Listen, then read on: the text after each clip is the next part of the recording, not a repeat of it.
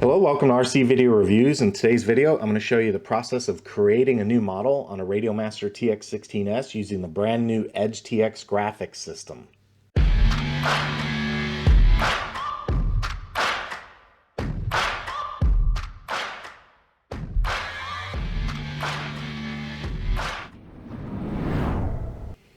All right, before I jump into the content, I need to let you know that the graphics system is under development. It's not ready to fly yet, so do not go get this firmware and put it on your radio and go flying with it. Bad idea.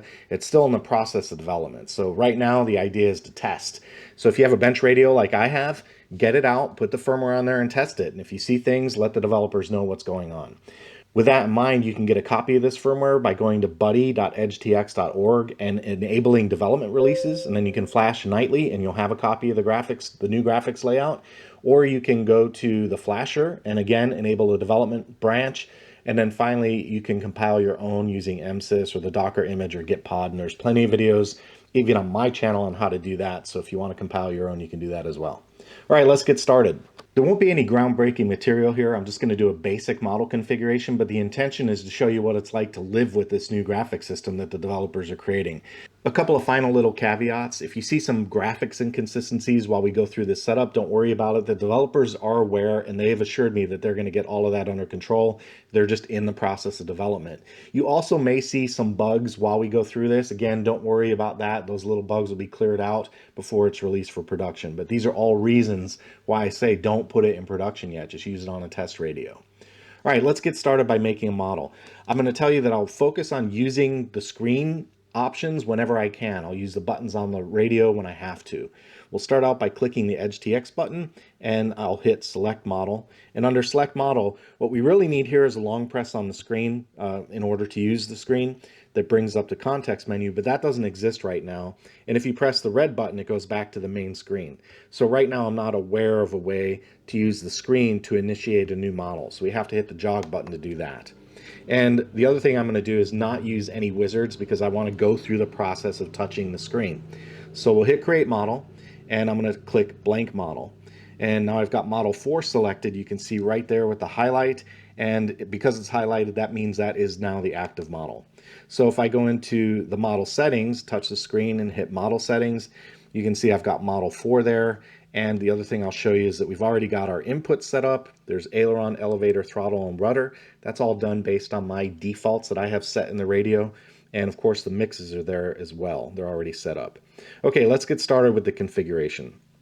First thing I'll do is name the model, and to give you guys a little preview of what's coming on the channel, I'll do XR and then 6.1. There we go. And I think I have, you can't scroll down, it doesn't loop going down. So the X is all the way at the bottom, means I've got to scroll all the way to the bottom, and there's my XR. So we'll click on that. And then use global functions. I will leave that on because I always use my global functions. The ADC filter, I'm going to set that to be off. Next, I'll click on internal RF. We'll turn that on and we'll use multi. And for me, I use FreeSky X2 a lot. So we'll just go down to FreeSky X2.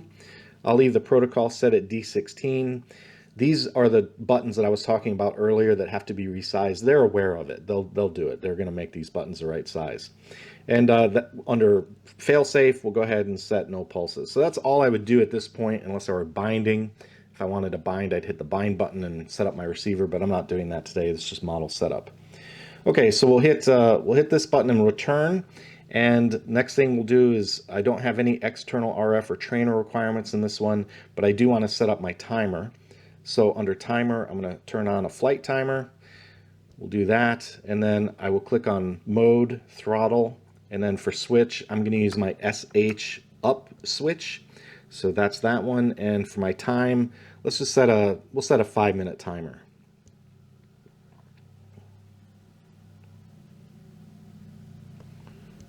There we go, 5 minutes. And I don't want a minute call, so I will leave that off. And the countdown, I'll leave it silent, and persistent will leave as off as well.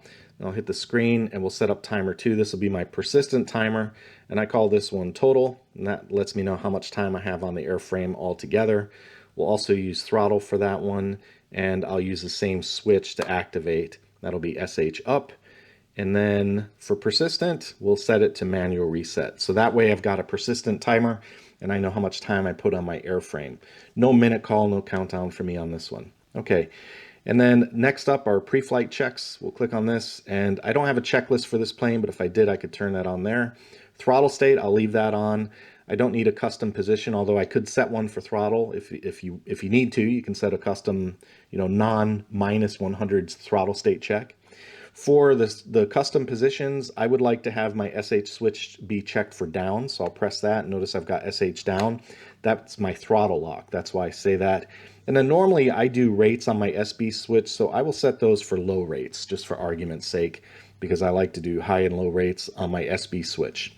I won't set any pots or slider checks. And I've been normally getting away from center beep, but just to show you, I'll click on T, and that gives me a center beep when I move the throttle. So there's my center beep. And let's see, that's it. That's it on the screen. So we'll hit the return button. And for trims, nothing special there. We'll just leave it set for medium, I guess is fine.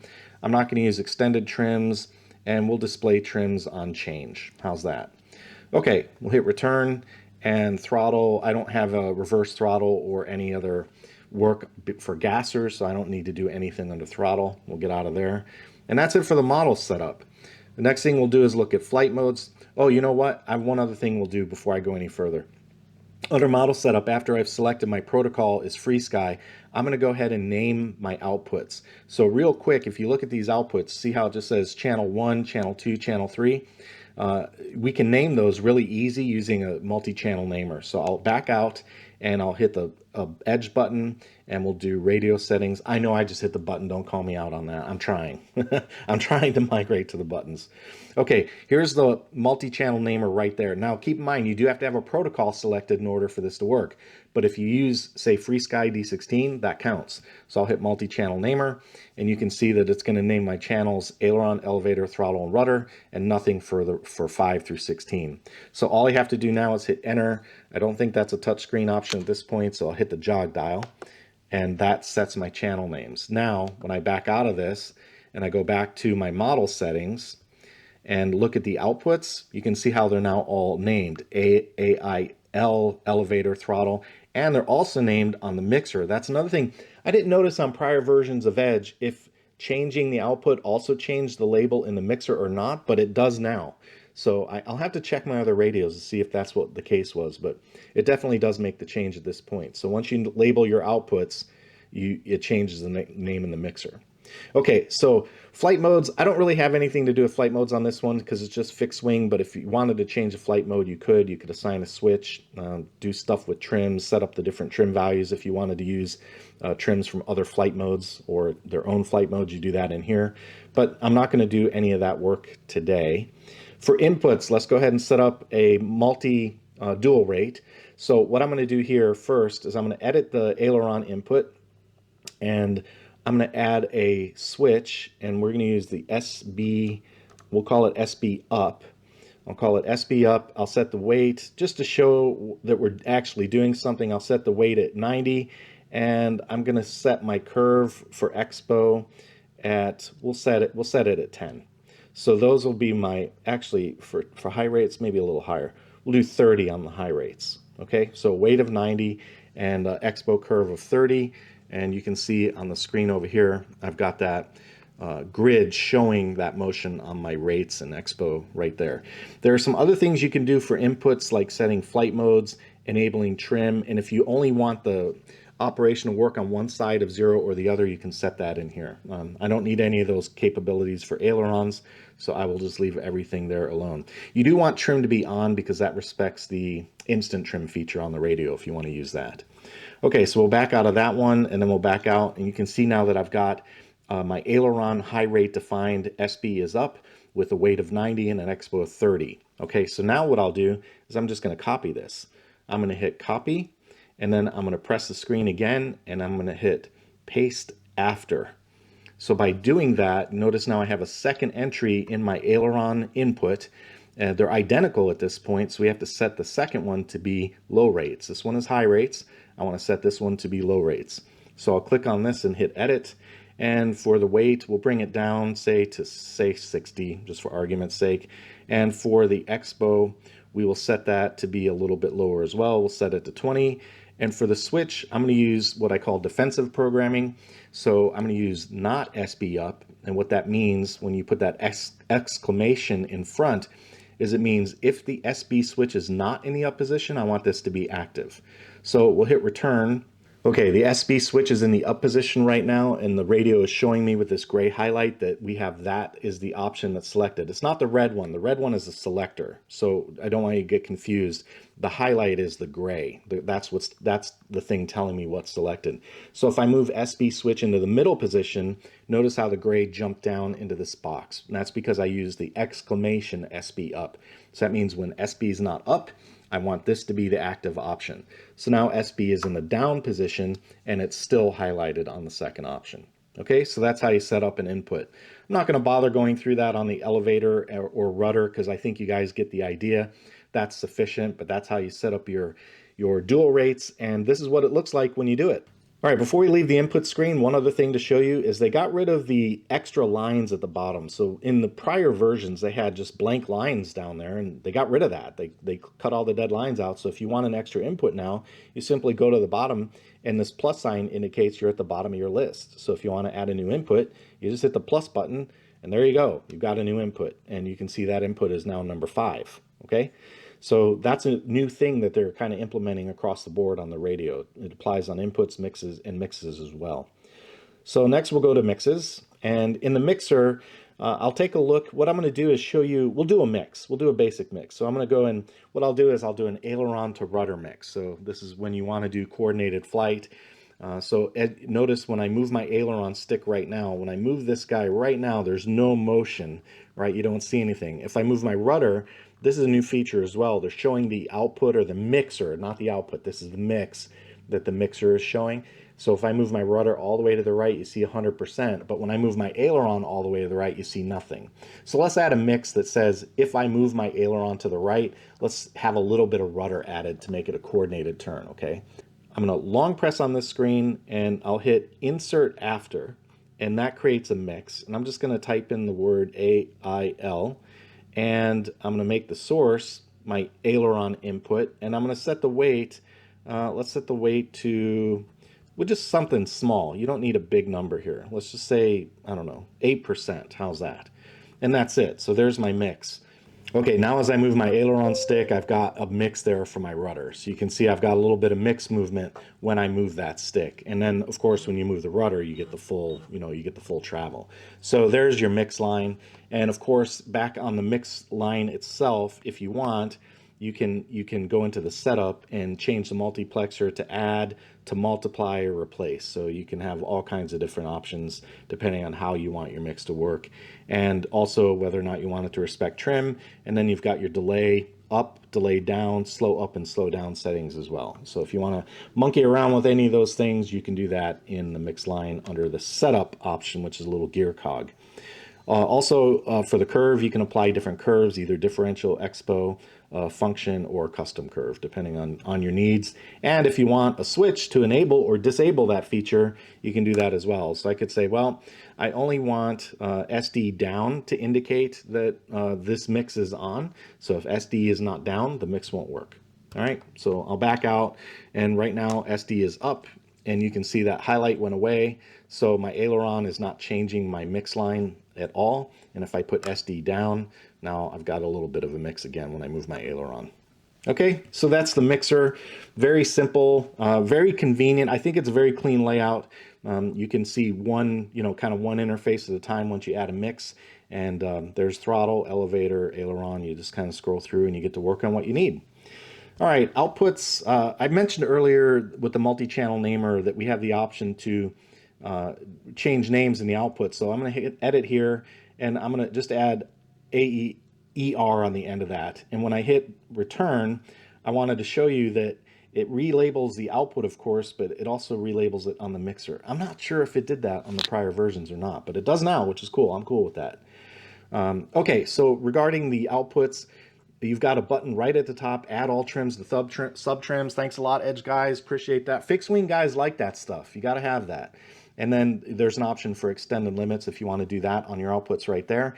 And then notice when I move my aileron, how we've got 60. This is the blue line. It's, notice on the mix line, it's red. So that's the mixer. And on the output line, it's blue. So that kind of goes along with the channel monitor where you've got blue for output and red for mixer. Okay, so that's the thing they're showing you. Very clever. They're showing you what the output does on this screen, and they're showing you what the mix does on this screen. So excellent work on that. Very good job. I think that's very cool. Very nice graphical indicator of exactly what's going on.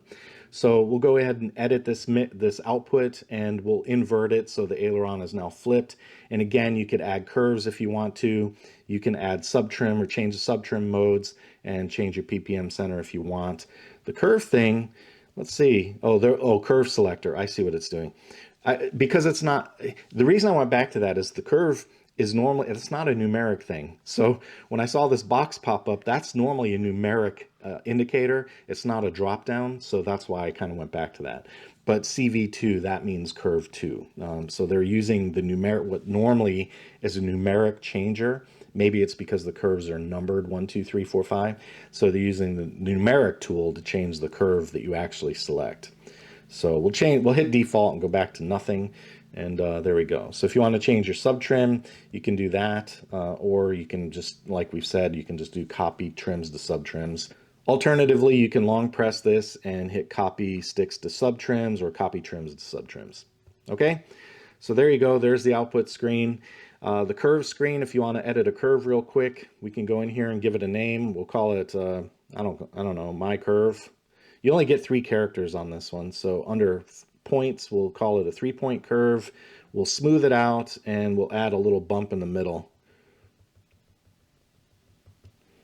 So there we go. There's our curve, and you can apply that, of course, however you want. So curve feature works really nicely. There's global variables. I'm not going to spend any time in here because honestly, there's nothing fun in here unless you're really using global variables. But here's the option to set a global variable 1 equal to a specific number for a given flight mode if you want to do that. And of course, you can set the range, high and low, the units, percent or numeric, and then you can set your precision to be zeros or tenths place. And then, of course, give it a name if you want. Anyway, there's global variables. If you're using those, have fun with that. So logical switches, we can make a logical switch real quick, and we'll look at this one. We'll say if A is less than X, and I'll call it my, I don't know, throttle. And if my throttle is less than, we'll say 80, 90, we'll leave that as the example. So if my throttle is less than 90, it's active, and if my throttle is not less than 90, it's inactive. So I'll pull the throttle stick down. There it is, it's active. And I move the throttle stick up, it's no longer active. So there's your logical switch. I think they have a little bit of layout work to do on this screen. They probably haven't gotten to that one yet because this looks old school to me. I'm sure they'll correct that. All right, next up, special functions. We'll just do a quick one. I will do when SH is down, we will play a track and we'll look for a throttle lock or armed or disarmed. Let's see if I have one of those on this radio. Oh, there it is.